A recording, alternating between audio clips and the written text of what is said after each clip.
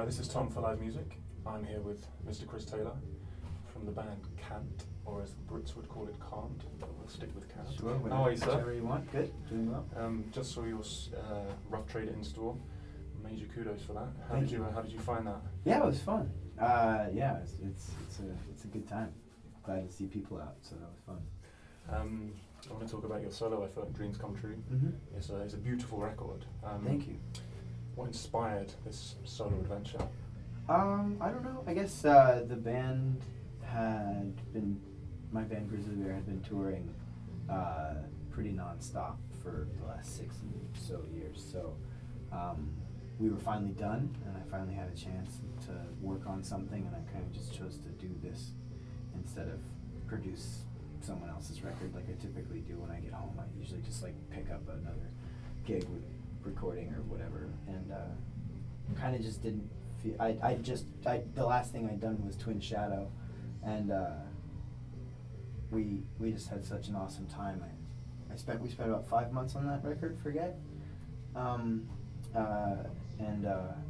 just couldn't imagine really like opening up that relationship with anyone else because it had been so good with George, and so I was just like, why don't me and you just make a record together, because it was just going so great. So we finished his record called Forget, and then started on writing my record like 2 weeks later. So was it a matter of turning off phones, switching off the modem, and just like kind of shutting yourself away? Yeah, we were upstate New York.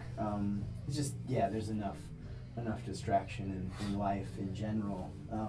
But when you live in New York, it's pretty, as in London, it's a pretty bustling place. So yeah, just to get out of town and focus on the sort of creative spirit. So well, let me ask you about the title. Mm-hmm. So what inspired that very beautiful sentiment? Yeah, that's kind of what to me. I just think it's kind of a beautiful sentiment. It's an idea that I'd like to try and. For me, it kind of means a feeling of satisfaction within the moment, and sort of just at peace and happy with exactly where you are, and feeling like everything is unfolding as it should, and you should feel happy with that. And I don't know, just a kind of it's a kind of presence of mind, kind of. Well, that kind of speaks volumes throughout the record. So you've hit the nail on the head there. Oh, cool, thank you. In terms of your solo outing compared to working in a band, how does that compare or contrast positively or negatively? Yeah, well, there's ups and downsides, I think. I was writing a lot of it with George, and then like a lot of the instrumental parts, and then he had to go and work on his own band, getting them out for tour and stuff. So I was sort of left to finish the record by myself, and it's not a position I've ever been able to succeed in by myself.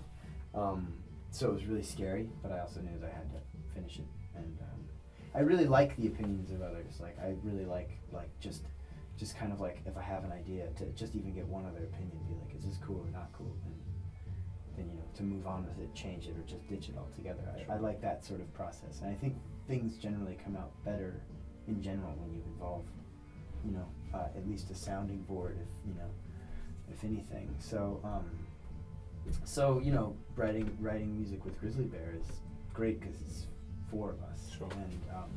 And we all respect each other's opinions, and this ended up kind of after a while, this record ended up just being me, which was like, I was in the church and just in the studio, and just kind of like, you'd be doing something, you're like, is this cool? And it's just like nothing but reverb, just crickets, nothing. So it was really interesting. I'm glad I did it. It was definitely. Did you have anybody barking orders? Were there time limits or anything? That's kind of why I started a record label in the first place, was if I was going to make my own music, which I knew I wanted to and needed to do. I would want to do it without any pressure like that, because I knew that would just be too much. I knew that I'd put enough pressure on myself to do it, so yeah, no, not really. But me and Ethan, my label partner, did set, a deadline ultimately, to just like, all right, we just got to get this done. So, but I read somewhere that you tried to tell a story in every single song on the record. Yeah. And that sounds like quite a challenge. So, you know, how successful do you think you were in that respect? Oh, in storytelling, I mean, I'm still working on it. You know, but that was definitely the idea. I wanted to like tell a sort of specific thing. Lyrics are really important to me in the music that I enjoy listening to. Yeah. You know, like for example, like Neil Young. You know, really just a fan of that kind of narrative and like, you know, getting some sort of specific sentiment from it. So I sort of aimed at that kind of approach to like, instead of just sort of obscure, weird, cool sounding words and then just throwing reverb all over it and, you know, calling it a vibey day, you know. I kind of wanted to just like make something that I was like, oh, maybe I could like actually just really stand behind these lyrics and believe in what I'm singing about. So there aren't enough records out there like that. That's kind of, you know, maybe a little bit in response to that, because I think that there's a lot of records out there that people just aren't thinking about the lyrics. They're just kind of like, I want to start a band as soon as possible and like, just like whatever, I'll just throw a bunch of reverb all over it and I'll never know, it doesn't matter, no one really cares. Quote films. Yeah, I don't know. They just make sort of like an aesthetically driven piece, and that's totally valid as an approach. I just didn't want to really take that approach. I wanted something that's a little more focused in the sense of narrative. I'm just saying. It's not better. It's not better, because aesthetically driven things can be totally beautiful and amazing, and important. But yeah, this just wasn't sort of my approach. Let me ask you about She Found a Way Out, because that's my favourite track. Oh, cool. So linked to the storytelling thing that we were talking about, could you kind of contextualise that track a little for me? Yeah, it's kind of about coming to the realization that one girl in particular for me was just kind of maybe better off without me. when you come to that point, you're like, oh man, you know, I gotta let this go. So yeah. Amen. Yeah, it happens to all of us. So I don't know. Yeah. So I told my buddies in the office that I was coming to interview you, and a few were jumping about with excitement. Oh. And they reached your show, but I had to head back, you know, work and all. Yeah, right. And I asked them what they wanted to know. And they wanted to know about your production behind the tables and stuff. Most significantly, kind of what you enjoy most, whether it's the producing of records, whether it's the front manning of your own work. So I really like making music. I like playing it. Being a frontman is like a new thing for me. So I'm still very much feeling the way it feels. It's a trip. It's emotionally effusive. You definitely like let some things out, which is kind of nice. Yeah, I don't know. Production. It's sometimes they're the same part of the brain, and sometimes they feel like they're coming from different kind of parts of the brain. Like sometimes some elements of production are very much just like, you know, emotionally reactive, and some parts of production are kind of a little bit more just kind of a little more analytical and kind of putting things in cross sections and like kind of gritting it out and thinking of like looking at it, listening back, in other words. And, sure. So it's just different parts of the brain that kind of get tickled with each kind of, you know. It's kind of a silly question, because they are different things. They're really different things. So it's like, but I have a passion for both of those. We can blame the white mates for the silly question. It's not a silly question. It's not a silly question. I could have had one side or the other preference, but I switch off intentionally, like, you know, going out on a tour, and then I come back and like produce, write, and work on music. Sure. And then go back out on tour, and it's nice for me to like throw it one way and then throw it the other way, because it balances kind of both kind of just kind of two different sides in a way. So, yeah. Right, so these are some quick fire questions. Mhm. We're going to verge on silly, if you're ready for this. Well, let me see. Okay. First one, very important. Robert De Niro or Al Pacino? Al Pacino. What's the funniest thing you've ever seen? Big Lebowski. What's your favourite combination? Green and gold. What do you plan to do in London apart from play music? Eat good food. Favourite cheese? Oh man, that's tough. I can get this something. Favorite cheese, like as in style. I'm really into cooking, so like you just asked, like, I'm trying to not be too nerdy and specific. Please be as nerdy as you like. No, I don't know. We'll keep it simple. I think sheep's milk cheeses are generally that's not very specific at all, but generally kind of like always nice. I completely agree. Yeah. So the location of the finest gig you ever played? Well, I think I've been asked that before. That's really hard to answer. Does one stand out? First one that springs to your mind. One gig I was really proud of. Man, I mean, playing not to. I mean, just thinking on like a local, like kind of UK level. The Roundhouse was like super special. Just because, like one of the most amazing venues I've ever It's seen. incredible. It's like so incredible. So that was in the sort of space and stuff. That was pretty amazing. Hats or shoes? Oh, I don't wear hats, so that's easy. Shoes. Yeah. What's the most precarious position you've ever found yourself in linked to your music?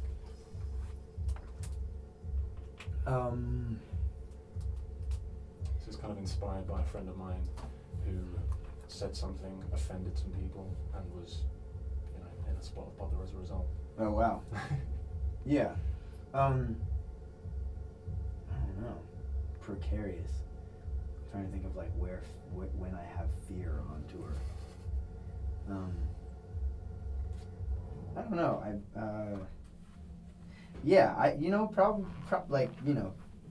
If the band had to like trade off driving, there are definitely members of my band that I would not yeah. So in the tour van. I guess I'm one of those that would just rather drive than not if I'm that scared. But they're not all bad. Just some are better than others. That's a good answer. I like that. Yeah, it can be scary. You're like, oh my god, and I just have to like look down and read and just like pretend that like when a plane starts really moving, you have to just be like, this is normal. This happens all the time. Pilots never get scared. Think about that a lot too. So yeah. Or when you're up there, you've got to just sell yourself to it, right? But in a tour van, you can say, give me the wheel. Yeah, we've been in some pretty shady situations, so with the van. So. Final question. Black Sabbath reforming, excited or not? I like Black Sabbath. I don't know.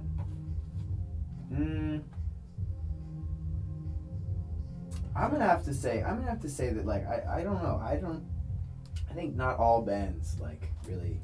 I'm just gonna go out on a limb and just say that not all bands really should reunite. I mean, there's something about the like raw power of their like young energy and just like creating metal.